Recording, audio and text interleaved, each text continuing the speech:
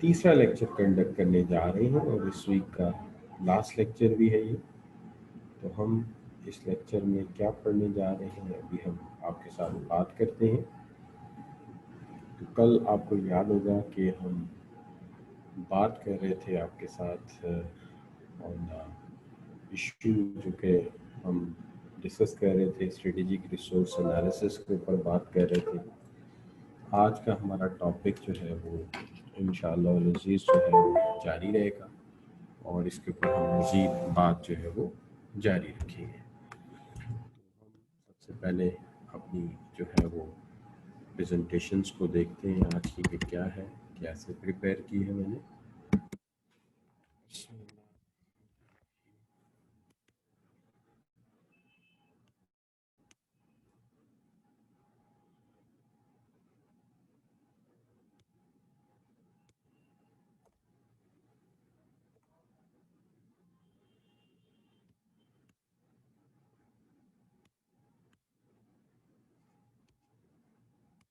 मैं अपनी प्रेजेंटेशन आपके साथ शेयर करता हूँ, ये आपके सामने आ चुकी है और लेट्स मैक्सिमाइज इट, इसको मैक्सिमाइज करते हैं। तो देखिए सबसे पहली बात तो ये है कि आप सब बच्चे इस बात में अंडरस्टैंड कर चुके हैं कि प्रोडक्शन का मतलब है converting material that is immaterial and material inputs to a product.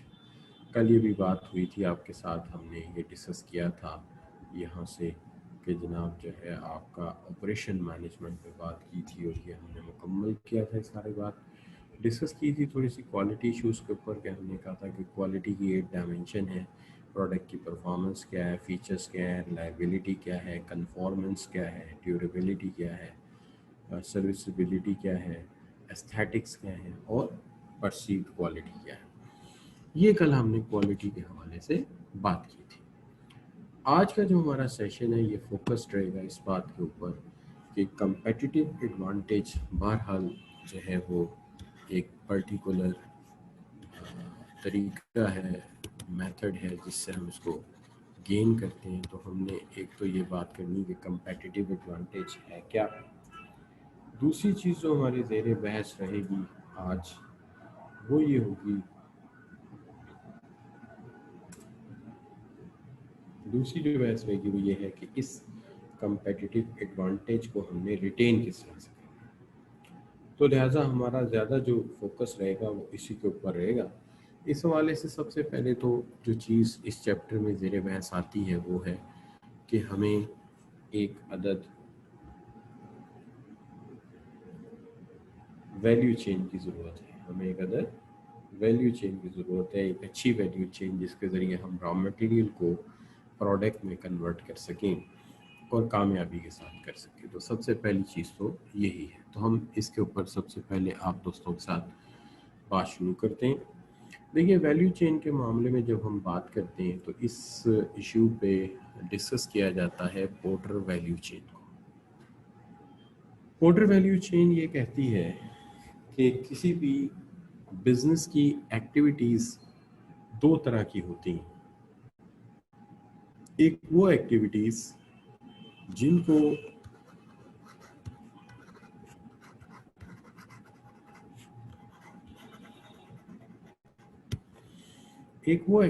हैं जिन्हें हम प्राइमरी वैल्यू एक्टिविटीज़ कहते हैं।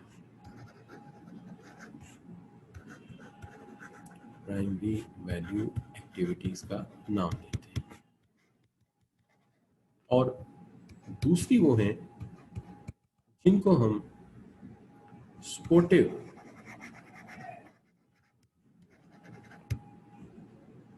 या सेकेंडरी एक्टिविटीज़ का या सेकेंडरी वैल्यू एक्टिविटीज़ का नाम देते हैं। ये दो एक्टिविटीज़ हैं। जैसा कि इनके नाम से जाहिर है कि मेन एक्टिविटीज़ जो हैं वो आपकी जो है वो आप कह सकते हैं कि प्राइमरी एक्टिविटीज़ हैं, और सपोर्टिव एक्टिविटीज़ जैसा कि उनके नाम से जाहिर है इनका बुनियादी मकसद है आपकी एक्टिविटीज़ को सपोर्ट करना। अब जो प्राइमरी एक्टिविटीज़ हैं इसको हम इस तरह से लेके चलते हैं कि सबसे पहले तो इसमें ये देखते हैं कि प्राइमरी एक्टिविटीज़ में एक्चुअली क्या क्या चीज़ें इन्वॉल्व हैं। देखिए सबसे पहली चीज़ तो ये है कि प्राइमरी एक्टिविटीज़ के अंदर जो है वो 5 डिफरेंट एक्टिविटीज़ हैं। There are 5 different activities. One of them is inbound logistics. हम इसको समझने के लिए कुछ स्लाइड्स ऐड कर लेते हैं यहाँ पे। मैं ज़रा इसको हटा के इसके अंदर कुछ स्लाइड्स ऐड करता हूँ ताकि मैं आप लोगों के साथ बात कर सकूँ आसानी के साथ।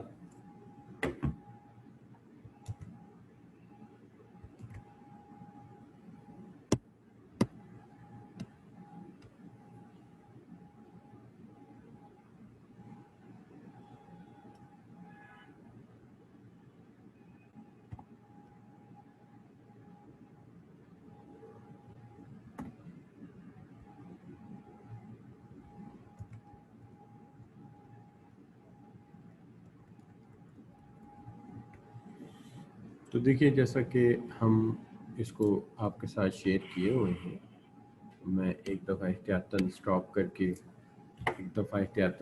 करके दोबारा शेयर कर देता हूँ, कहीं ऐसा ना हो कि कोई एक्टिविटी जो है वो आपके सामने ना आए। तो बेटर ये है कि एक दफ़ा स्टॉप करके इसको दोबारा शेयर करते हैं आपके साथ, ताकि इंश्योर हो जाए कि आपके सामने ये स्लाइड काम कर रही है। जी, तो हमने ये कहा कि जी बात ये है कि there are primary activities which are 5 activities. Number 1 is inbound logistics, number 2 is operation, number 3 is outbound logistics, number 4 is marketing and services, number 5 marketing and sales, sorry, and number 5 is services. अब ये 5 different activities हैं। अब इसके अंदर ये जो 5 different activities हैं, अगर हम इनको देखते हैं, these are 5 different activities, इसके अंदर सबसे पहली चीज़ जो है वो है इनबाउंड लॉजिस्टिक्स। नंबर 1 सवाल ये है कि इनबाउंड लॉजिस्टिक्स है क्या। देखिए इनबाउंड लॉजिस्टिक्स का ताल्लुक इस चीज़ के साथ है कि हमारा जितना भी मटेरियल है, जाहिर बात है वो कहीं ना कहीं से तो हम पिक करके लाते हैं। तो इनबाउंड लॉजिस्टिक्स का ताल्लुक जो है वो इस चीज़ के साथ है कि we should bring the material towards our organisation, है ना जी।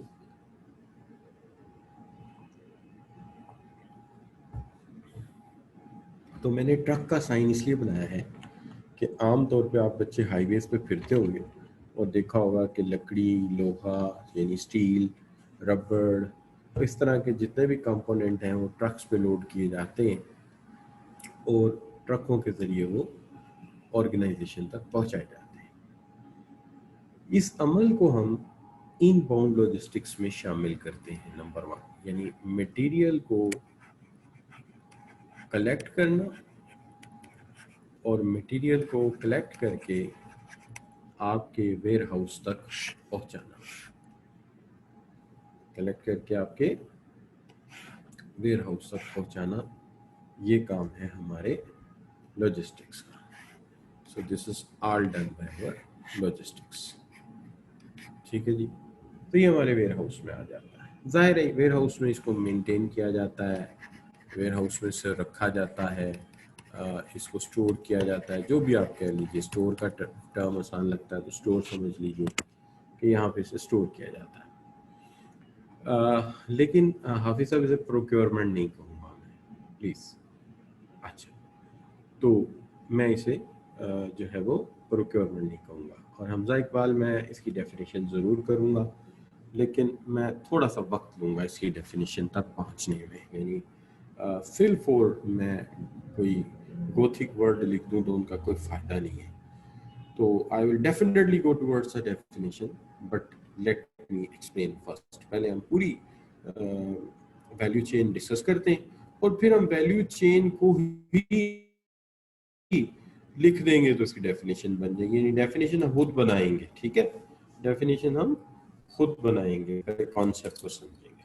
अच्छा, अब हाफिज साहब आपने इसे प्रोक्योरमेंट नहीं कहना। इसलिए नहीं कहना कि देखिए प्रोक्योरमेंट की टर्म अलहदा लिखी हुई है, वो एक अलहदा काम है। इसका काम सिर्फ ये है कि मटेरियल को उठाना है, उठा के ऑर्गेनाइजेशन तक लेकर आना है। ठीक हो गई जी बात। यानी मैं रिपीट कर देता हूँ इसका काम परचेज एग्रीमेंट करना इनका काम नहीं है। ये ड्राइवर हैं, ये क्लरिकल स्टाफ है, ये ट्रक ड्राइवर्स हैं, जिनका काम ये है कि मटेरियल मार्केट से उठाना है या सोर्स से उठाना है और उसे ला के जो हमारा स्टॉक है कंपनी का वेयर हाउस है वहां तक से पहुंचाना है। ये है हमारा इनबाउंड लॉजिस्टिक्स। अच्छा, अब इसके बाद आगे हमारा जो है वो ऑपरेशन शुरू हो जाएगा। अच्छा, ऑपरेशन क्या है? ऑपरेशन है ये कि हमने आगे मशीनरी और इक्विपमेंट लगाया हुआ है। नंबर 2, मशीनरी और इक्विपमेंट लगाया हुआ। तो ये जो मैं गरारी सी बना रहा हूँ ना आपके सामने, समझिए ये मेरी मशीन है। तो इस मशीन के जरिए मटेरियल को कन्वर्ट कर दिया मैंने प्रोडक्ट में। फर्ज कर लीजिए लकड़ी थी, मैंने उसके चेयर बना दिया, उसका टेबल बना दिया, तो ये मेरी लकड़ी के टेबल बन गया, चेयर बन गई, तो ये मैंने बना दिया। अब ये मेरा ऑपरेशन है, यानी ऑपरेशन में in the real sense I have converted the raw material, converted raw material into good. मैंने मटेरियल को गुड्स की शक्ल में कन्वर्ट कर दिया। ये मेरा ऑपरेशन। अब इस ऑपरेशन के बाद दोबारा फिर यही जो कुर्सियां बन गई हैं, चेयर बन गए हैं, गाड़ियां बनी हैं, जो भी बनाया मैंने, अब जाहिर बात है ये फिर दोबारा स्टॉक में रखी जाएगी। जाहिर है तैयार करके खुले आसमान के नीचे तो नहीं रख देना, जाहिर है उनको स्टॉक के नीचे रखना है, संभाल के रखना है। और फिर जब ऑर्डर करेगा कस्टमर तो फिर हम इसको छोटी वैन पे रखेंगे और उसके घर तक छोड़ के आएंगे या रिटेलर से आगे छोड़ के आएंगे। तो ये जो हमारा काम है ये है हमारा आउटबाउंड लॉजिस्टिक्स। आउटबाउंड लॉजिस्टिक्स, तो ये हमारा आउटबाउंड लॉजिस्टिक्स हो गया। अब इनबाउंड क्या था? इनबाउंड ये था जब इसमें हम लेकर आए बाहर से। ऑपरेशंस में हमने कन्वर्ट किया मटेरियल को गुड्स में, और जो आउटबाउंड लॉजिस्टिक्स है उसके अंदर वही मटेरियल जो था वो गुड्स में कन्वर्ट हुआ और फिर वो गुड्स जो है हम कस्टमर के घर तक पहुंचा के आए हैं। ये हमारा आउटबाउंड लॉजिस्टिक्स है। तो ये हो गए हमारे 3 स्टेप। इनबाउंड समझ आ गया, ऑपरेशन समझ आ गया, और तीसरा हमें आउटबाउंड समझ आ गया। इसमें एक बात का ख्याल रखना, लाजिम नहीं है कि जहां प्रोडक्शन हो जाएगी उसके आगे फिर स्टॉक अलहदा बनाए। हम उसी स्टॉक में वापस उसी रूम में जाके भी जगह रख सकते हैं। यानी एक ही स्टॉक में इनबाउंड का माल भी पड़ा हो और जो रेडीमेड हो गया या प्रिपेयर्ड हो गया या मैन्युफैक्चर्ड हो गया, जिसको आप आसान ज़बान में अपनी ज़बान में कहते हैं फाइनल गुड, तो फाइनल गुड की शक्ल बन गया, वो भी वहाँ रखा जा सकता है। तो ये हो गया जी हमारा जो है, जिसको हम कह सकते हैं ये हमारा जो है वो इनबाउंड लॉजिस्टिक्स। लिहाजा इसमें 3 बातें कवर हो गई, एक इनबाउंड लॉजिस्टिक्स कवर हो गया, एक ऑपरेशन कवर हो गया और एक आउटबाउंड लॉजिस्टिक्स कवर हो गया।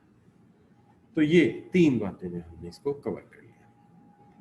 अब इसके बाद जो हमारा 4th और इम्पॉर्टेंट स्टेज है उस पर जाने से पहले हमें एक दफ़ा मेक श्योर कर लेना चाहिए कि क्या स्टूडेंट्स को यहाँ तक बात क्लियर है।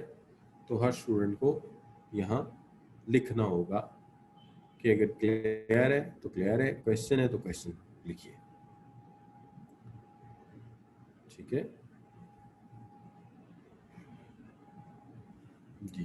तो रुकवा कह रहे हैं ठीक है, कह रही है कि ठीक है, हाफिज साहब कह रहे हैं ठीक है, तलहा भी यही कह रहे हैं और बाकी बच्चों का भी यही ख्याल है कि ये बिल्कुल क्लियर हो गया। तो हाफिज साहब एक फ़र्क पूछ रहे हैं कि क्या फ़र्क है प्रोडक्शन और ऑपरेशन में। देखिए, production is a part of operation, production is a part of operation is a processes inside your organization. There's a whole process is called operation. Production is out of them is one major operation. So hope it's clear. अब fourth जो आपका step है वो है आपका marketing and sales. अब marketing and sales के जो काम हैं अगर आप एनालाइज करें तो आसान अल्फाज में इनका काम ये है कि ऑर्डर जनरेट करना, या दूसरे अल्फाज में बिजनेस जनरेट करना इनका काम। उस काम के लिए ठीक है कि ये एडवर्टीजमेंट या एडवर्टाइजिंग भी करते हैं और सेल्स एंड प्रमोशन एक्टिविटीज़ भी करते हैं, सेल्स प्रमोशन भी करते हैं। तो ये सारी एक्टिविटीज़ कंडक्ट करते हैं ताकि हमारे माल को, हमारी चीज़ों को ज़्यादा बेच सकें। लेकिन मार्केटिंग के रियल मीनिंग ये नहीं है, ये मैं आगे चल के क्लियर करूँगा कि मार्केटिंग के रियल मीनिंग क्या है, मार्केटिंग का हकीकी मतलब क्या है। लेकिन फ़िलहाल हम इसको इतना समझ लेते हैं जो कि आम फहम सी बात है कि मार्केटिंग का काम है बिज़नेस को बढ़ोतरी देना, बिज़नेस को बढ़ाना, एडवर्टीजमेंट करना, सेल्स प्रमोशन करना। अब यहाँ पर जो है सवाल एक है मेरे पास जो आया है, वो सवाल ये है कि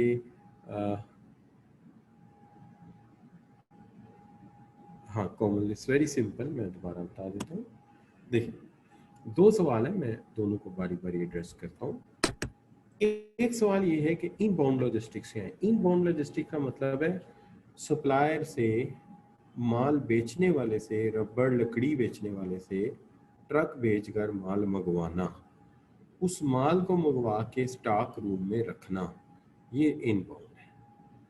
फिर उसको कन्वर्ट करना ऑपरेशन में, मशीनों में, प्रोसेस में, जिससे प्रोडक्ट तैयार करना, ये ऑपरेशन है। और फिर जब वो तैयार हो जाए, फाइनल शक्ल अख्तियार कर जाए, फिर उसको गोदाम में रख देना।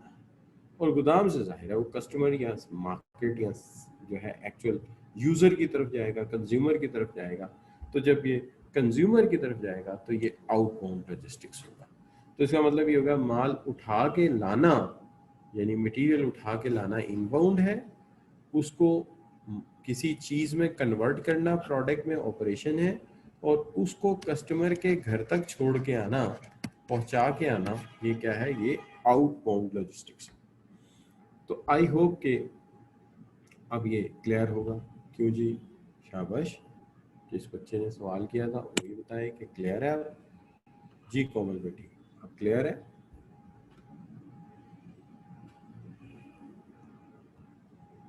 जी, तो कोमल कह रही है अब क्लियर है। अब जो दूसरे बच्चे का सवाल है वो ये है कि एडवर्टाइजिंग और सेल्स प्रमोशन में क्या फर्क है। देखिए, एडवर्टाइजिंग बुनियादी तौर पे एक मैसेज है, पैगाम है। ये मैसेज इलेक्ट्रॉनिक मीडिया के जरिए दिया जा सकता है। इलेक्ट्रॉनिक मीडिया का मतलब है टेलीविज़न, इंटरनेट, ठीक है, टेलीविज़न, इंटरनेट, रेडियो। तो ये इलेक्ट्रॉनिक मीडिया के ज़रिए ये पैगाम पहुंचाया जा सकता है कि हमने एक गाड़ी बनाई है और बड़ी आला गाड़ी, इसका नाम है किया कांटो, इसको इस्तेमाल कीजिए और बताइए कि ये आपकी जो ज़रूरत है उसको पूरा करेगी। हमने एक गाड़ी बनाई है, इसका नाम है सुजुकी आल्टो, ये बड़े काम की गाड़ी है। तो ये पैगाम है। ये हमने एक फ्लोर क्लीनर बनाया है, इसका नाम है जिपिक, तो ये ख़रीदें और इस्तेमाल करें, ये एंटी जर्म है, ये सेहत के लिए बड़ा अच्छा है। तो ये इलेक्ट्रॉनिक मीडिया के ज़रिए मैं पैगाम दे सकता हूँ, या मैं प्रिंट मीडिया यानी अखबारात के ज़रिए ये पैगामात पहुँचा सकता हूँ, या आउटडोर मीडिया जिसके अंदर बिल बोर्ड हैं, स्कैनर हैं, सॉरी बिल बोर्ड हैं, इलेक्ट्रॉनिक बोर्ड हैं, बैनर्स हैं, तो मैं उसके ज़रिए भी ये पैगाम दे सकता हूँ। तो ये तीन ज़राओं से मैं पैगाम देता हूँ, तो ये मेरा क्या है, ये मेरी एडवर्टाइजिंग है।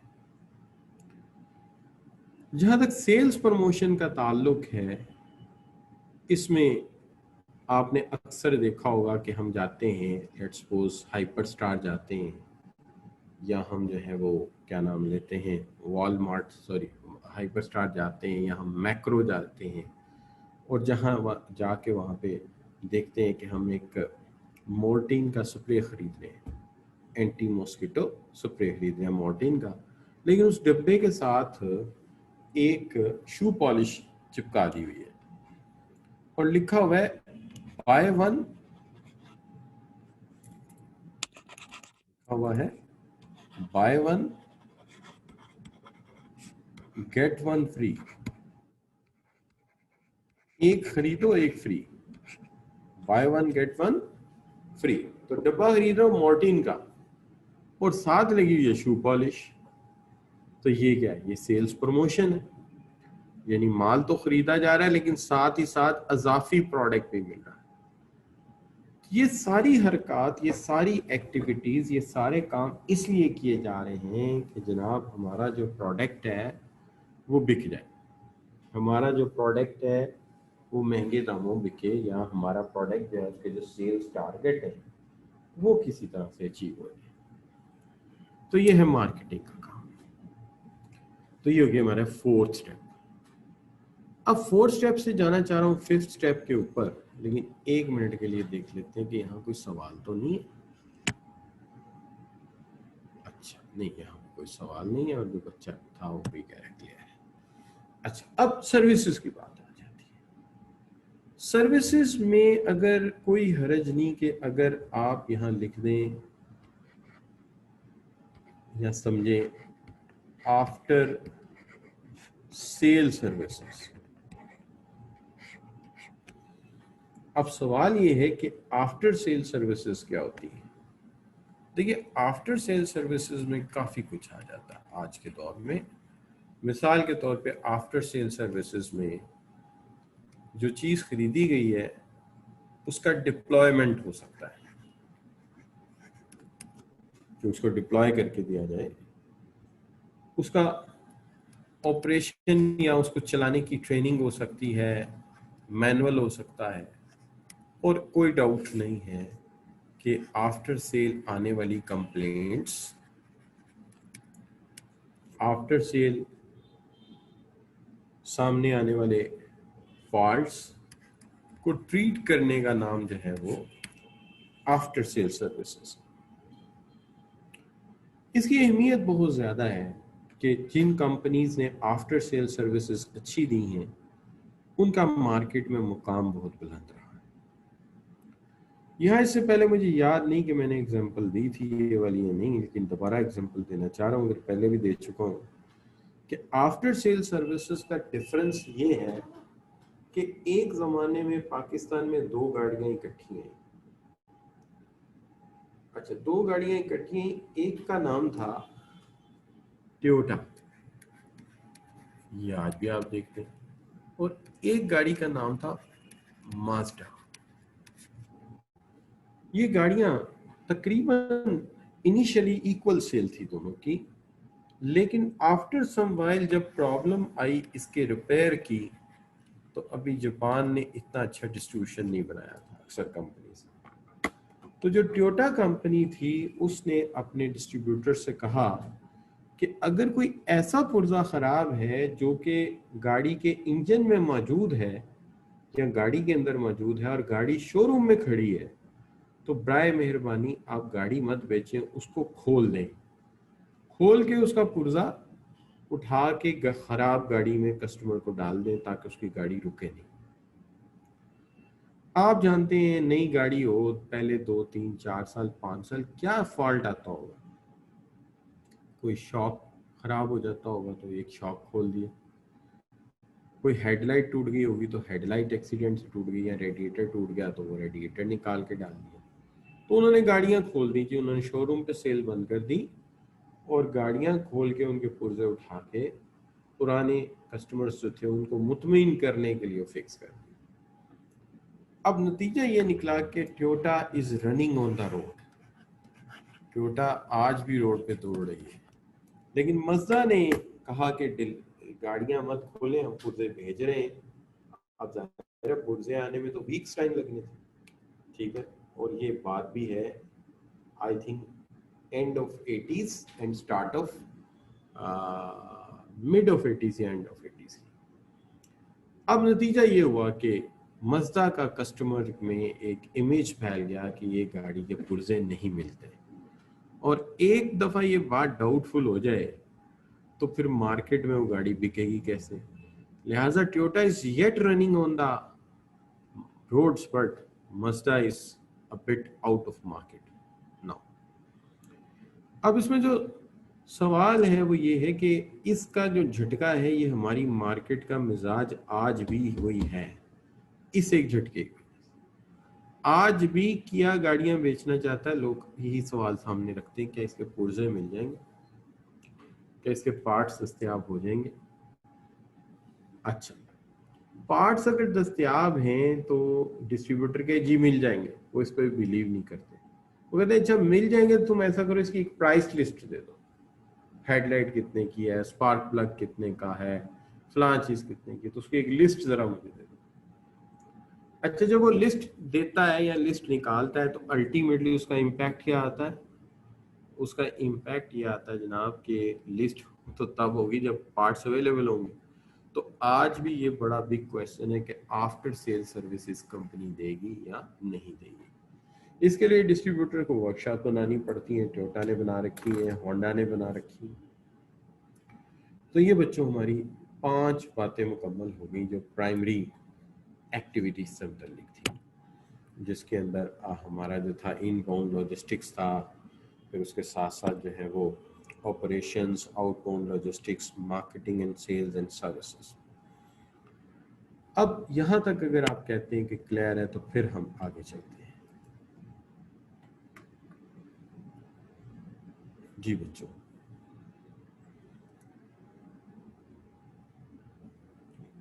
जी कोमल है, हमजा है, किरण है, तो I am waiting for your response. तो यस कह दिया सबने। अच्छा, तो जी बिल्कुल, ये एक तरह से कस्टमर सर्विसेज, आप बिल्कुल ठीक कह रहे हैं। अच्छा, और किरण बिल्कुल ठीक हो गया।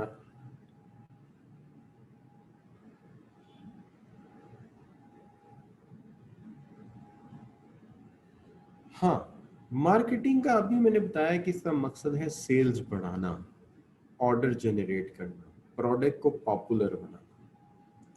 लेकिन एग्जैक्ट मीनिंग मैं आगे जाके बताऊंगा जब मैं मार्केटिंग पढ़ाऊंगा आपको, यानी इस सब्जेक्ट में मार्केटिंग का एक पूरा सेक्शन है, तो जब मैं पढ़ाऊंगा तब मैं आपको बता दूंगा। लेकिन अभी भी मैं जो बता रहा हूँ मैं ये नहीं कह रहा कि ये गलत है, मैं ये कह रहा हूँ कि ये परसेप्चुअली आसान सा कॉन्सेप्ट आपको दे रहा हूँ कि मार्केटिंग का काम है इश्तहार लगाना, प्रोडक्ट को पॉपुलर बनाना, प्रोडक्ट की डिमांड जनरेट करना और कस्टमर को सेटिस्फाई करना। ठीक हो गया ऑफिसर? अच्छा, अब ये तो सारी बातें वो थी कि सर ने जैसे परसीव किया बयान कर दिया। जरा उस स्लाइड पर भी चलते हैं जहां पे आपने जाके इसको पढ़ना है, तो उस स्लाइड की तरफ चलते हैं जी। ये स्लाइड है। सबसे पहले बात है इनबाउंड लॉजिस्टिक्स क्या है जी? Receiving, storing, handling. क्या हैंडलिंग जी? Raw material input. ठीक है, क्या करना? रॉ मटेरियल को रिसीव करना, स्टोर करना, उसको हैंडल करना। तो ये है inbound logistic. Outbound operations, transformation of raw material into finished goods and services. Raw material को लेकर उसको फिनिश गुड में ट्रांसफॉर्म करने का नाम जो है वो है ऑपरेशन। और आउटबाउंड लॉजिस्टिक्स क्या है?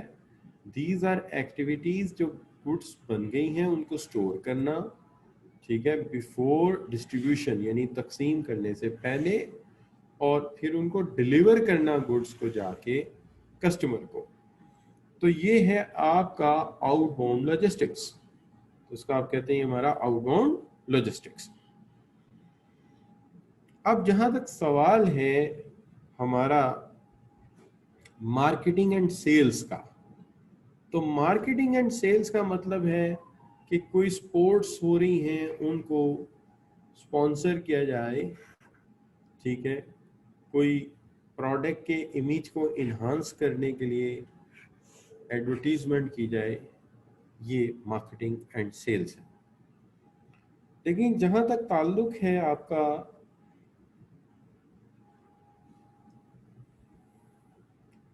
सर्विसेज का, तो सर्विसेज में हमारा ताल्लुक इस चीज के साथ है कि जो चीज बेची है उसकी इंस्टॉलेशन की जाए, आपके घर में जाके, आपकी फैक्ट्री में जाके आपको चलाने की ट्रेनिंग दी जाए, और अगर कोई मसला है तो उसको रिपेयर किया जाए। तो ये है बच्चों जिनको हम कहते हैं ये हमारी सर्विसेज हैं, जो कि आफ्टर सेल सर्विसेज है। तो ये प्राइमरी एक्टिविटीज है।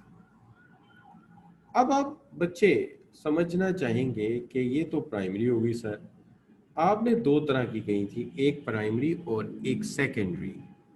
तो चलते हैं सेकेंडरी की तरफ, सेकेंडरी को भी देखते हैं वो कौन सी एक्टिविटीज हैं। तो एक दफा हम रिवर्स गेयर लगा रहे हैं, तो वो स्लाइड पे चलते हैं जो खाली है। सबसे पहले तो बात करते हैं कि फर्म इंफ्रास्ट्रक्चर। देखिए ये सारी एक्टिविटीज बुनियादी हैं, प्राइमरी हैं, और ये सारी जो हैं ये सपोर्टिव हैं। सपोर्टिव एक्टिविटीज में सबसे पहले जो चीज सपोर्ट करती है वो ये है कि आपने अपनी ऑर्गेनाइजेशन का सिस्टम कैसे बनाया है।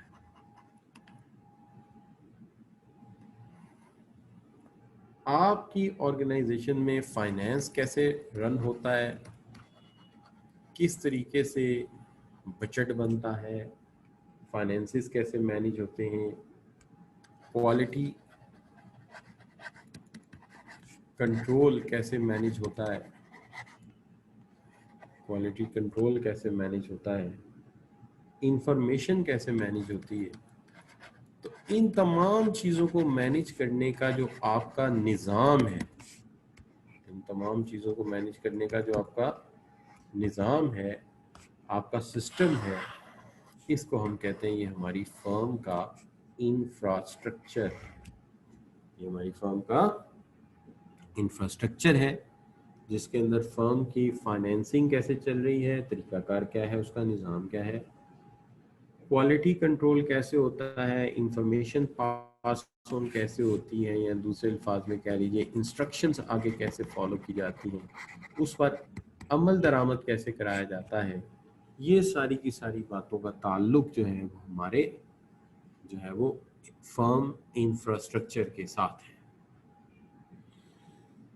तो ये पहला सपोर्टिव स्टेप है, इंफ्रास्ट्रक्चर।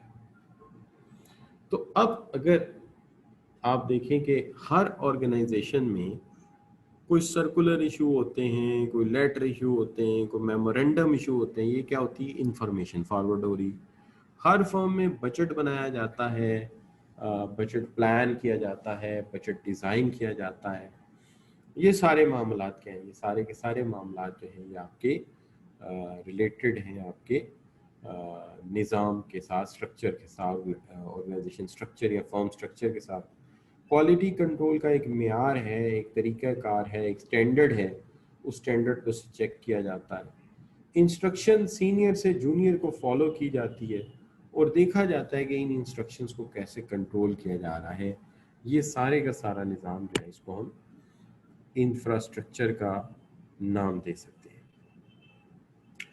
तो इंफ्रास्ट्रक्चर का मतलब ये है कि हम चीज़ों को कंट्रोल कैसे करते हैं, लोगों को इंस्ट्रक्शन कैसे देते हैं, लोगों को किस तरह मनाते हैं कि तुम्हें ये काम करना है, किस तरह काम की तकसीम करते हैं आप लोगों में, तुम्हें मार्केटिंग करनी है, तुम्हें फाइनेंस करना है, तुम्हें प्रोडक्शन चलानी है, तुम्हें ये काम करना है। तो जो इंस्ट्रक्शंस देने का आपका तरीका है, निज़ाम है तो ये जाहिर है वैसे कागजी निज़ाम बना हुआ या कंप्यूटराइज निज़ाम बना होगा, तो ये फर्म का इंफ्रास्ट्रक्चर कहलाता है। इसमें आपका ऑर्गेनाइजेशन स्ट्रक्चर भी आ जाता है। जाहिर बात है इंस्ट्रक्शन नीचे से ऊपर से नीचे की तरफ जाती है ना, और जो भी काम होता है उसकी एक्टिविटी को रिपोर्ट नीचे से ऊपर किया जाता है। इसलिए इंफॉर्मेशन ऐसे ही पास ऑन होती है ना कि ये ऑर्डर करते हैं, ये सुनते हैं, ये आगे ऑर्डर करते हैं। तो ये जो ऑर्गेनाइजेशन स्ट्रक्चर है ये भी फर्म इंफ्रास्ट्रक्चर का हिस्सा होता है, क्योंकि इसी के जरिए इंफॉर्मेशन का फ्लो कंट्रोल किया जाता है कि कौन किसके सामने जवाबदेह होगा। तो ये बच्चों इसको हम कहते हैं फर्म इंफ्रास्ट्रक्चर। अब जहां तक सवाल है जस्ट अ मोमेंट। अच्छा, अब जहाँ तक सवाल है, अगर आप देखते हो कि एक चीज़ जो है आ जाती है ह्यूमन रिसोर्स मैनेजमेंट, कि ह्यूमन रिसोर्स मैनेजमेंट क्या है, तो ये मेरे ख्याल में ये कोई ऐसी बड़ी चीज़ नहीं है कि आप कहें कि सर ये बड़ा मुश्किल काम। आपने कई दफ़ा ह्यूमन रिसोर्स मैनेजमेंट को डिफ़ाइन किया है, समझा है कि ह्यूमन रिसोर्स एक ऐसा फंक्शन है जिसका काम ये है कि ये जो है वर्कर्स को हायर करते हैं, उसके लिए ये इंटरव्यू लेते हैं, उसके लिए ये उनके टेस्ट लेते हैं, फिर उसके बाद उनको जो है ट्रेंड करते हैं ताकि वो एक्सपर्ट हो जाएं, और एक्सपर्ट होकर जो अपना कस्टमर है उसको बेस्ट सर्विसेज दे सके। कंपेटिटर के मुकाबले में हमारी जो वर्क फोर्स है वो ज़्यादा कॉम्पिटेंट हो, ज़्यादा क्वालिफाइड हो, ज़्यादा बेहतर हो। यही चीज़ हमें कंपेटिटर के अपने जो कंपेटिटर है उसके सामने कंपेटिटिव एज प्रोवाइड करती है। यही चीज़ हमें अपने कंपेटिटर के सामने बुनियादी एडवांटेज दिलवाती है, लिहाजा हम इसको कहते हैं ये हमारा कंपेटिटिव एडवांटेज है। अब जहाँ तक सवाल है आपका जो सी टेक्नोलॉजी का, तो देखिए हर फर्म को, हाँ लेकिन यहाँ तक ये है कि पहले ये क्लियर कर लिया जाए कि आपको ये बात समझ आई है, हमजा इकबाल भाई, बात ये है, सवाल आपका वैलिड है। हायरार्की जो होती है ये फर्म की ऑर्गेनाइजेशन स्ट्रक्चर का दूसरा नाम हायरार्की है। इंफ्रास्ट्रक्चर का दूसरा नाम हायरार्की। अच्छा बच्चों, अब दो काम हो गए, पहला फर्म इंफ्रास्ट्रक्चर समझ आ गया, दूसरा ह्यूमन रिसोर्स समझ आ गया। अब तीसरी जो बात आप समझने जा रहे हैं वो है टेक्नोलॉजी डेवलपमेंट। देखिए हम जितना मर्जी आसान से आसान बिजनेस कर लें, जितना मर्जी हम टेक्नोलॉजिकल एडवांस बिजनेस कर लें, हर फर्म को दूसरी फर्म मुकम्मल तौर पे ये नहीं बताएगी कि वो चीज़ को बनाते कैसे। आप ईमानदारी से बताइए कि क्या टोयोटा होंडा को ये बताएगी कि हमने नया इंजन डिज़ाइन कैसे किया है, इसकी डिज़ाइनिंग हुई कैसे, इसकी मैन्युफैक्चरिंग हम कर कैसे रहे? ये तो कोई भी नहीं बताता। क्यों बताए? क्या कभी एजीएस ने एक्साइड को जाकर बताया हो कि हमारी बैटरी में ख़ास बात क्या है? ऐसे तो नहीं होता। हर एक को खुद काम करना पड़ता है, खुद अपनी टेक्नोलॉजी बनानी पड़ती है, और खुद उसको अपने आर एंड डी होता है रिसर्च एंड डेवलपमेंट से अपना रिसर्च एंड डेवलपमेंट से अपना प्लांट बनाना पड़ता है, उस प्लांट के टेम्पलेट्स बनाने पड़ते हैं, उस प्लांट के अंदर जो है वो उसको चलाने के लिए प्रोसेस बनाने पड़ते हैं। ये कोई नहीं बताएगा कि हमने ये प्रोसेस डिज़ाइन कैसे किया है। हाँ ये एक अलग बात है कि आप किसी कंपनी का इंजन ले जाएं, उसको अपनी लेबॉर्ट्री में ले जाएं, उसकी रिवर्स इंजीनियरिंग करें, और रिवर्स इंजीनियरिंग करके कोई फैक्ट्स निकाल लें तो निकाल लें, वरना कोई आपको आके नहीं बताएगा कि ये काम जो है ये हमने कैसे किया है। लिहाजा इसके लिए आपको रिसर्च एंड डेवलपमेंट खुद से करनी पड़ेगी, कोई आपको आके नहीं बताएगा। और उसके लिए कई थॉट्स होते हैं, कई तरीक़ाकार होते हैं। इसमें मुझे याद है कि मेरे वालिद साहब मरहूम जो है, अल्लाह ताला उन्हें जन्नत नसीब करे, एक कंपोनेंट होता था, किसी इक्विपमेंट में लगता था, किसी प्रोडक्शन प्रोसेस में लगता था, वो मोनो कॉर्पोरेशन ऑफ इंग्लैंड बनाती थी। अब्बा जी की उस पर नजर पड़ी, उन्होंने कहा ये तो हम बना सकते हैं, कोई बड़ा मसला नहीं।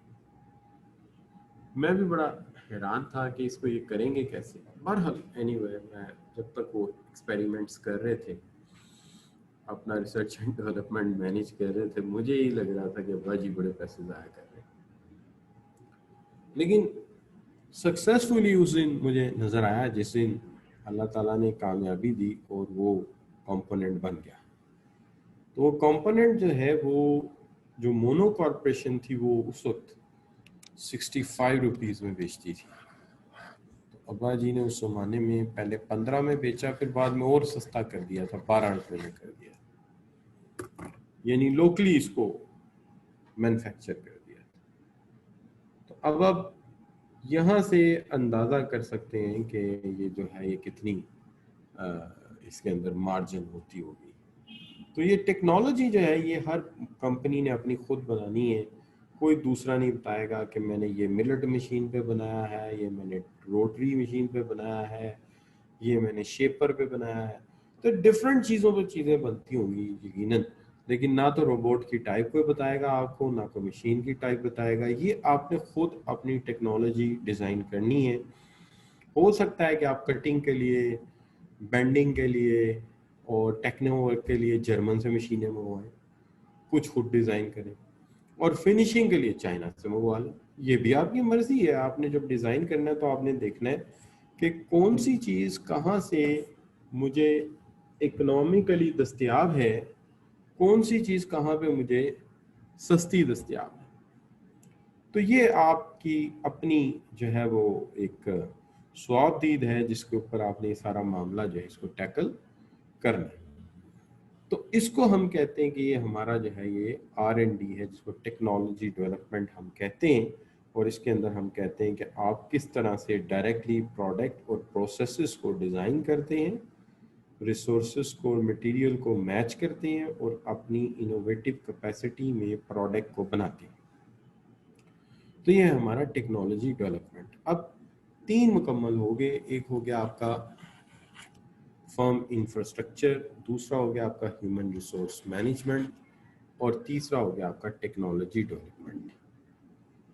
अब फोर्थ पॉइंट की तरफ चलते हैं जिसको आप कहते हैं प्रोक्योरमेंट। देखिए प्रोक्योरमेंट आल दो के हाफिज साहब ने पहले इस पर सवाल पुट कर दिया था और वो सवाल जो है वो बिल्कुल उस वक्त इतना मजे का नहीं था, लेकिन अब उसका आंसर दिया जा सकता है। प्रोक्योरमेंट और इनबाउंड लॉजिस्टिक्स में फ़र्क है। इनबाउंड लॉजिस्टिक्स का काम है माल को उठा के लाना, ट्रक पे लादना और लाद के ला के अपने स्टोर में इसको सिक्योर करना, ये है इनबाउंड लॉजिस्टिक्स।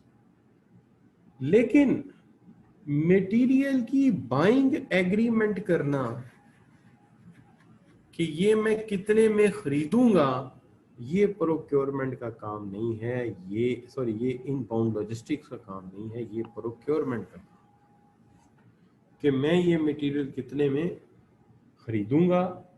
उसके बाद ना सिर्फ ये कि मटेरियल खरीदने के मुआहदे ये करते हैं, जो आउटलेट्स खुलती हैं किसी भी फर्म की, अगर वो खुद चला रहे हैं तो उस आउटलेट्स के लिए जो बिल्डिंग चाहिए होती है वो भी यही या अक्वायर करते हैं या ये बनाते हैं, जो भी है ये भी इन्हीं का सिलसिला है, इन्होंने करना। कहीं आपको फैक्ट्री के लिए या फैसिलिटी के लिए आपको बिल्डिंग चाहिए हो तो वो भी इन्होंने ही फाइनल करनी है। इसका मतलब ये है कि ये सिर्फ रॉ मटेरियल खरीदने का मुआहदा नहीं करते, बल्कि ये बिल्डिंग्स, ऑफिसेस, प्रेमिसेस वगैरह को भी हायर करने के जो मुआहदे हैं, जो एडवर्टीज जो भी इश्यूज हैं उनको भी यही टैकल करते हैं जी। तो ये भी इन्हीं की जिम्मेदारी होती है, यही इसको डील करते हैं। ठीक है जी। तो ये है कि मुआहदा या डील प्रोक्योरमेंट करता है। हाँ, उठा के जो लाना है, पिक करके लाना है, उसको ला के सिक्योर करना है, सेव करना है, ये दायरा वर्कर्स का काम है। तो ये इनबाउंड लॉजिस्टिक्स में आता है, जबकि इसके लिए कॉन्ट्रैक्ट या मुआहदा करना जो है वो इनका काम नहीं है। अब इसके अंदर हम चलते हैं फिर, और जहाँ पे आपने पढ़ना है जाके उसको ज़रा आपके सामने रखते हैं। ये देखिए सबसे पहली बात है इंफ्रास्ट्रक्चर। इसमें प्लानिंग कैसे करते हो, फाइनेंस कैसे है, क्वालिटी कंट्रोल कैसे है, इंफॉर्मेशन पास ऑन कैसे होती है, इंफॉर्मेशन मैनेजमेंट कैसे होती है, ये सारा इंफ्रास्ट्रक्चर है आपका। इसके अंदर आपका ऑर्गेनाइजेशन स्ट्रक्चर भी आता है और रूटीन और रिचुअल यानी कल्चर भी आता है। दूसरी चीज़ है टेक्नोलॉजी, जिसमें रिसर्च एंड डेवलपमेंट है। रिसर्च एंड डेवलपमेंट से आप टेक्नोलॉजीज़ को इस्तेमाल करते हुए डायरेक्टली देखते हैं कि रिसोर्सेज को किस तरह से आप जो है वो इम्प्रूव करेंगे और इनोवेटिव कैपेसिटी में प्रोडक्ट्स बनाएंगे। एचआर के अंदर आप कंपेटिटिव एडवांटेज लेने के लिए लोगों को हायर करते हैं और अपने कंपेटिटर से ज़्यादा बेहतर वर्कर चाहते हैं। और प्रोक्योरमेंट में आप जो है परचेजिंग करते हैं मटेरियल्स की, बाइंग करते हैं बिल्डिंग्स की जो चाहिए हैं, और ये सारा कुछ आपकी कोशिश होती है कि कंपेटिटर के मुकाबले में ज़्यादा कॉस्ट इफ़ेक्टिव किया जाए ताकि कंपेटिटिव एडवांटेज मिल सके। अगर ये तमाम एक्टिविटीज़ हम कंपेटिटर से ज़्यादा बेहतर कर सकें, अगर ये तमाम एक्टिविटीज़ हम कंपेटिटर से बहुत बेहतर शक्ल में कर सकें, तो समझ लीजिए हमें एक कंपेटिटिव एडवांटेज हासिल हो जाएगा।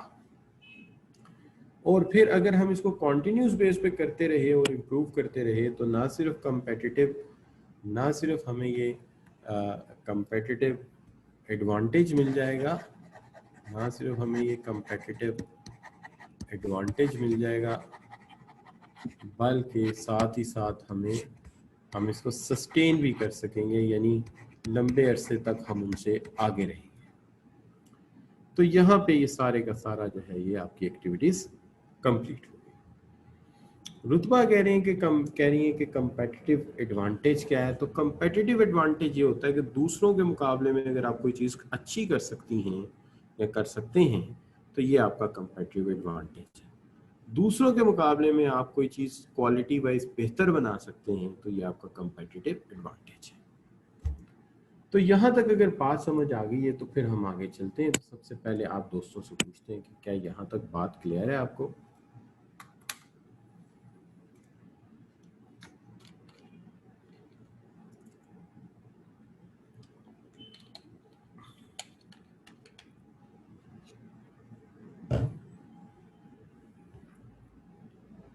जी स्टूडेंट्स,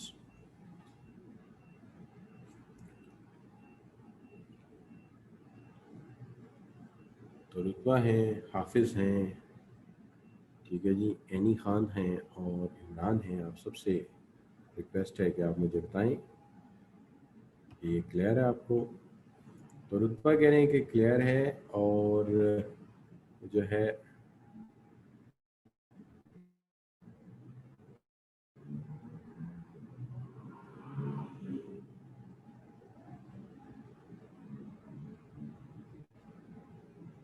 हाँ, वो अच्छा था कि हम पढ़ लेते। तो सब बच्चे कह रहे हैं कि ठीक है। तो मैं ऐसा करता हूँ कि एक प्रैक्टिकल एग्जांपल मैंने बनाई है आपको समझाने के लिए। इसके अंदर मैंने मेरे शहर में जो है वो गोरमे बेकर्स बड़ा मशहूर है, तो उसको मैंने सामने रख के एक जो है वो वैल्यू चेन जो है उसकी ग्राफ की है गोरमे बेकर्स की। गोरमे बेकर्स जो है ये क्या करता है कि इनके कॉन्ट्रैक्चुअल और अपने ट्रक्स हैं जो मार्केट से आटा यानी मैदा और घी और स्वीट्स उठा के लाते हैं, कैंडीज और जो जो कुछ भी बेचते हैं, जूसेस वगैरह नेस्ले के, ये सारे उठा के लाते हैं। ऑपरेशंस में ये है कि इनके पास सेंट्रलाइज्ड बेकरीज हैं जो प्रोडक्शन करती हैं, केक्स बनाती हैं, और इसके अलावा इनका कैटरिंग का बिजनेस है जिसके अंदर ये खाने बनाते हैं, ठीक है जी। आउटबाउंड लॉजिस्टिक्स के अंदर इनके पास डिलीवरी सिस्टम है। जो बेकरी है वहाँ पर डिलीवरी ये है कि आपके जो थैले हैं, शॉपिंग बैग हैं और बॉटल्स हैं, वो आपकी गाड़ी तक पहुँचा दिए जाते हैं। लेकिन जो कुक्ड आर्टिकल हैं जैसे बिरयानी की देग है या कौरमे की देग है, वो आपके घर तक कैरियर्स या कैरीज या ट्रक्स उठा के लाते हैं। तो देखिए, राइस लेके आना, मीट लेके आना, फ्लोर लेके आना, घी लेके आना, ये इनबाउंड लॉजिस्टिक्स। उस घी को, उस आटे को, उस चावल को पकाना और उससे पेस्ट्री बनाना, केक बनाना और देगे पकाना, ये इनका ऑपरेशन है। और फिर उसको बेकरी के आउटलेट पे जाके रख देना और कस्टमर की कन्वेंस तक पहुंचाना, ये इनका आउटबाउंड है। या वो जो कुक्ड इनका जो कह सकते हैं फूड है, उसको होम्स तक डिलीवरी देना, ये इनका आउटबाउंड है। मार्केटिंग और सेल्स में ये दो काम करते हैं। ये ऑन शेल्फ प्रमोशन करते हैं, यानी जो चीज़ इनकी नहीं आती है, आमतौर पे टीवी में इश्तहार बहुत कम देते हैं, जो मेन शेल्फ होती है ना एंट्रेंस पे, उसके सामने रख देते हैं। इससे जो प्रोस्पेक्टिव कस्टमर है वो अट्रैक्ट होता है और उसको खरीद लेता है। ये हमेशा अपने आउटलेट्स यानी बेकरी बड़ी आइडियल लोकेशन पे बनाते हैं जहाँ पे बहुत ज़्यादा ट्रैफिक होती है। इसका फ़ायदा ये होता है कि जहाँ पे ये अपना आउटलेट बनाते हैं उसके बाहर जो बिल बोर्ड लगा होता है वो अल्टीमेटली इनकी एडवर्टीजमेंट बन जाती है। अल्टीमेटली वो इनके लिए, वो कहते हैं क्या, मशहूरी का बायस बनता है। फिर आगे आते हैं तो ये ऑफर करते हैं सर्विसेज में, अगर कोई आप कंप्लेंट कर दें तो उसी वक्त उसको डील करते हैं, कस्टमर को सेटिस्फेक्शन के लिए चीज़ों को चेंज कर देते हैं। ये इनकी after sale services. Firm infrastructure में गवर्नमेंट की पॉलिसीज़ हैं, उसका सेंट्रलाइज्ड मैन्युफैक्चरिंग यूनिट्स हैं, क्वालिटी कंट्रोल हैं, तो ये इसका इंफ्रास्ट्रक्चर है। टेक्नोलॉजी में इन्होंने जो है इकोनॉमीज ऑफ स्केल को इंश्योर करते हैं, कोशिश करते हैं कि उस टेक्नोलॉजी में प्रोडक्शन करें जो लीस्ट कॉस्ट कॉम्बिनेशन हो, यानी सस्ते से सस्ती प्रोडक्शन हो, ठीक है जी। और ज़्यादातर ऐसी टेक्नोलॉजी लाते हैं जो बहुत ज़्यादा हाईटेक भी ना हो। हाँ, अलबत्ता ये ज़रूर है कि प्रोडक्शन कैपेसिटी थोड़ी ज़्यादा रखते हैं कि क्रिसमस पे, ईद पे जो है, जैसे आप लोगों का क्रिसमस आ जाता है या हमारी ईद आ जाती है, तो उस पे ये जो है एक्स्ट्रा कैपेसिटी हो और उस वक्त ये अपनी पेस्ट्री, केक वगैरह जो है वो ज़्यादा बना सकें। या हैप्पी न्यू ईयर आ गया। वर्कर हायरिंग के अंदर आम तौर पे ये वर्कर ऐसे लाते हैं जो स्मॉल टाउन से आए होते हैं, ये उनको ऑन दी जॉब ट्रेनिंग देते हैं बेकरी के अंदर ही।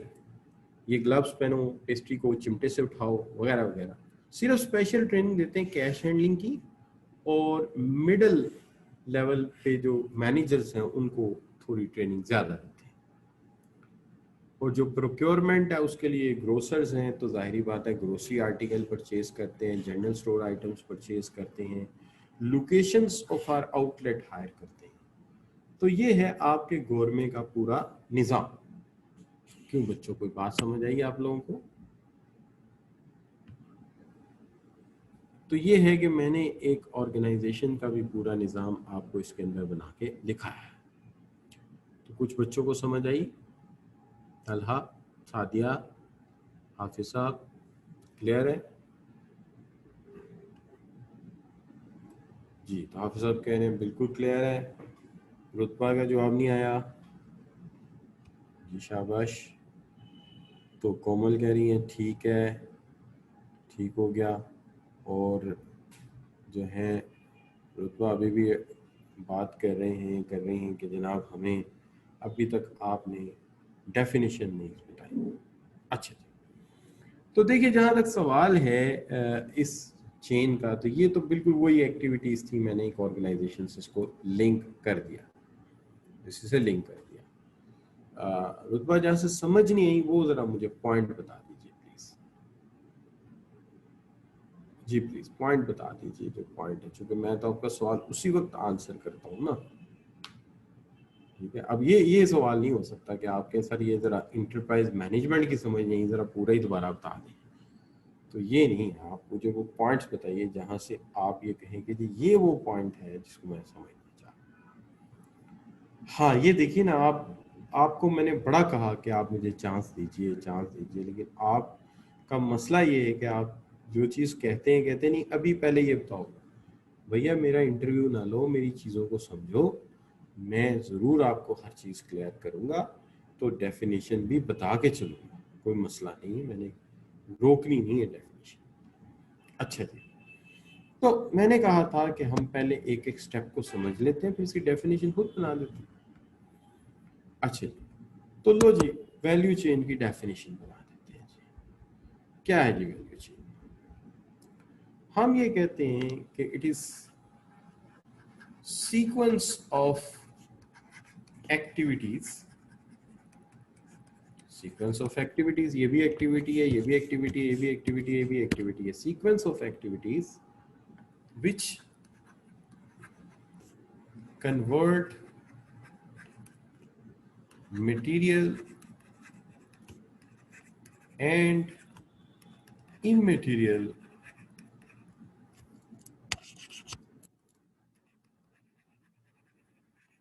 material and immaterial raw goods into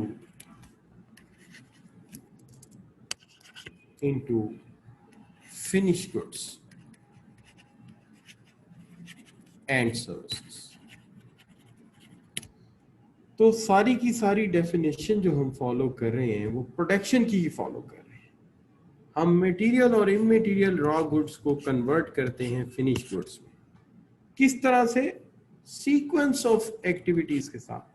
sequence of activities, inbound logistics पहली, आउटबाउंड ऑपरेशन दूसरी, तीसरी आउटबाउंड मार्केटिंग और पांचवी सर्विसेज। इन सब को हमने ऐड किया, इसके साथ साथ सपोर्टिव एक्टिविटीज ऐड हुई।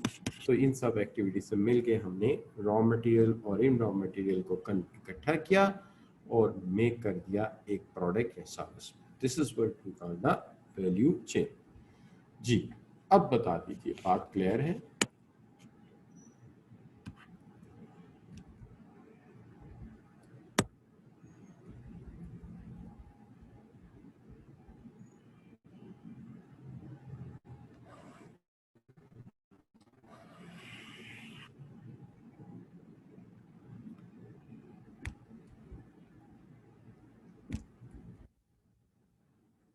जी, तो ये जनाब क्लियर हो गया।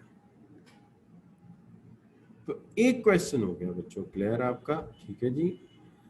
जी, तो क्यों नहीं रहा ये आ गया।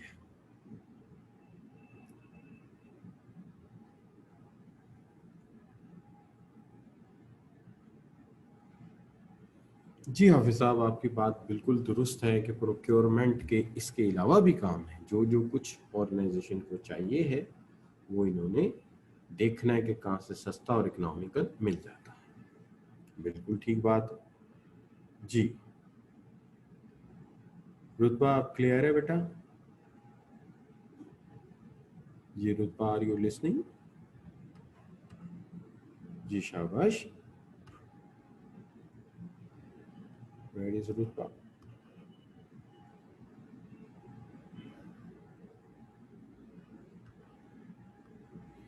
ठीक हो गया बच्चों, ये बेस्ट हो गया जी।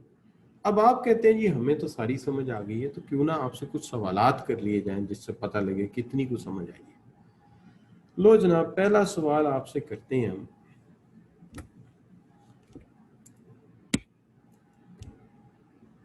पहला सवाल आपसे ये, value of the following are not example of supportive activities as describe by Michael Porter. इसमें से कौन सी ऐसी एक्टिविटी है which of the following is not an example of supportive activity?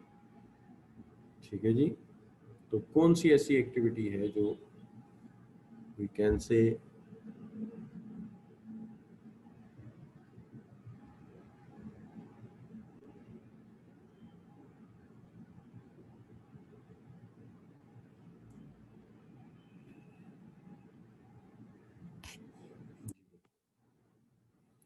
कौन सी ऐसी एक्टिविटी है? आप ऑप्शन बता सकते हैं, मैं बता देता हूँ आपको। असल में बात यह है कि हमने जो टर्म यूज की थी वो फर्म स्ट्रक्चर नहीं थी, डेट वाज फर्म इंफ्रास्ट्रक्चर। लिहाजा डी जो है वो नोमेनक्लेचर में नहीं आता था। फर्म स्ट्रक्चर एक उसमें से था, फर्म इंफ्रास्ट्रक्चर था, इसलिए डी ऑप्शन था यहाँ पे। अगला सवाल, विच of the following is a sportive activity in porter value chain model? इसमें से स्पोर्टिव एक्टिविटी कौन सी है?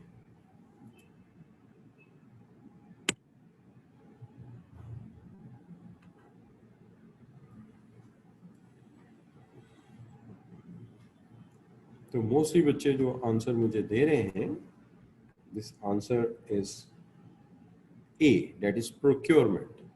क्योंकि ऑपरेशन तो प्राइमरी एक्टिविटी है, मार्केटिंग एंड सेल्स भी है, इनबाउंड लॉजिस्टिक्स भी है, प्रोक्योरमेंट जो है वो सपोर्टिव एक्टिविटी है, लिहाजा बाकी तीनों प्राइमरी एक्टिविटीज हैं।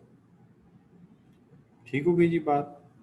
तो हम इसको यहां तक रखते हैं, क्या ख्याल है कि अगला टॉपिक स्टार्ट कर दिया जाए आज? अगला टॉपिक मैं चेक करता हूँ कौन सा है। अगर ये कोई छोटा टॉपिक है तो इसको हम शुरू कर दें।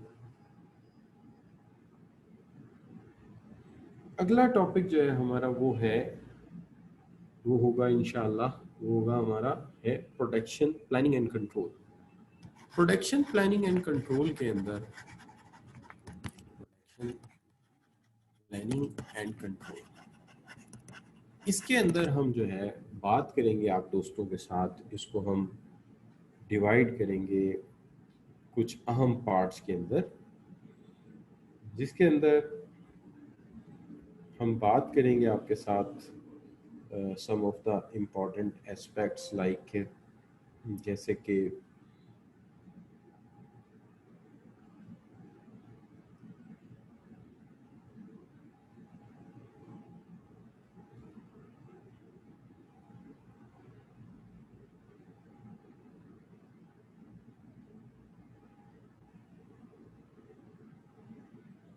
तो हम इसके अंदर बात करेंगे आपके साथ चार अहम बात सिस्टम्स के ऊपर, जिसके अंदर हम ऑपरेशन एंड मैनेजमेंट सिस्टम्स आपको पढ़ाएंगे। ऑपरेशन एंड मैनेजमेंट सिस्टम्स आपको पढ़ाएंगे।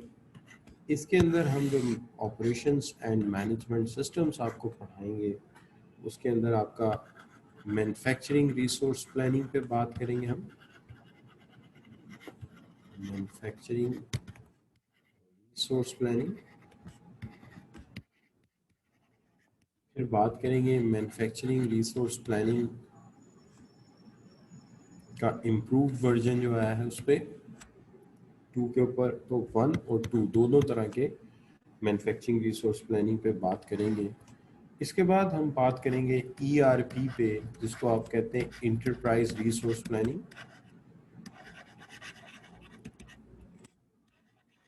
Enterprise resource planning.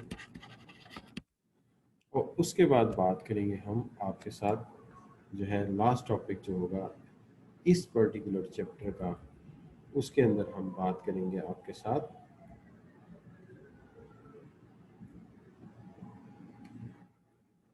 Optimise production techniques के ऊपर, के ऊपर। ये हमारे जो है इम्पोर्टेंट एस्पेक्ट्स होंगे जो कि नेक्स्ट हमारे अगले टॉपिक से लिए होंगे इंशाल्लाह।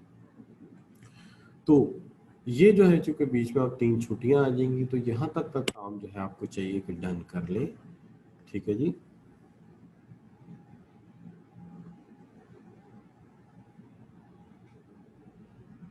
तो यहाँ तक आप लोगों को कैसी समझ आई है? Can you give some feedback about the today's lecture? आज के लेक्चर का फीडबैक आप कैसा देना चाहेंगे?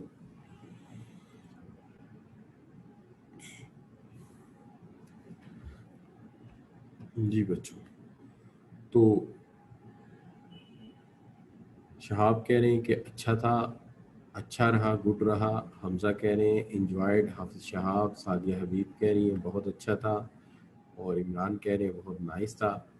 सो थैंक यू वेरी मच आप लोगों के अप्रिसिएशन के लिए। इंशाल्लाह हम अपने काम को मज़ीद आगे बढ़ाएंगे और मेहनत करेंगे और अच्छे तरीके से करेंगे इंशाल्लाह। So thank you very much for your joining, thank you very much for your appreciation. Allah bless you, Allah ताला आप सब बच्चों को कामयाब करे। अल्लाह।